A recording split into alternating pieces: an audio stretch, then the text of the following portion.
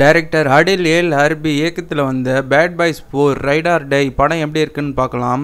Will Smith, Martin Lawrence இவங்க 2 பேர் தான் லீடாக நடிச்சிருக்காங்க. ஒரு ஆக்ஷன் காமெடி ட்ராமா மூவியாக எடுத்திருக்காங்க. இந்த வீடியோ பிடிச்சிருந்தா லைக் பண்ணுங்கள், ஷேர் பண்ணுங்கள், கமெண்ட் பண்ணுங்கள், மறக்காமல் சப்ஸ்கிரைப் பண்ணுங்கள். இப்போ படத்தோட கதை என்னன்னு பார்க்கலாம். படத்தில் நம்ம ஹீரோ அவர் ஃப்ரெண்டு 2 பேரும் போலீஸ் டிபார்ட்மெண்ட்டில் டிடெக்டிவாக இருக்காங்க. இவங்களுக்கு ஒரு நல்ல ஃப்ரெண்டாகவும் பாஸாகவும் இருந்த கேப்டன் ஹாவர்ட்ஸ் அப்படின்றவர் இப்போ உயிரோடு இல்லை. ஆனால் அவருக்கும் பெரிய ட்ரக் ஆட்களோட பெரிய லிங்க் இருக்குது. அவரும் நிறைய மணி லாண்டரிங்லாம் பண்ணுறாருன்னு அப்படின்னு சொல்லி அவர் மேலே அடுக்கடுக்கான பல பழிகள் விழுது. ஆனால் உண்மையாகவே அவர் அப்படிப்பட்ட நபரே கிடையாது. அப்போ அவர் மேலே பழி விழுகுது. அப்படின்னா அதுக்கு காரணம் என்ன, இதுக்கு பின்னாடி இருக்கக்கூடிய ஆட்கள் யார் யாருன்னு அப்படின்னு கண்டுபிடிச்சி அவர் மேலே விழுந்த கரையை நம்ம தான் துடைக்கணுன்ட்டு நம்ம கதாநாயகனும் அவரோட ஃப்ரெண்டும் சேர்ந்து களத்தில் இறங்குறாங்க. இதுக்கப்புறம் இந்த கதையில் என்ன நடந்ததுன்னு தான் இந்த படத்தோட மொத்த கதையை.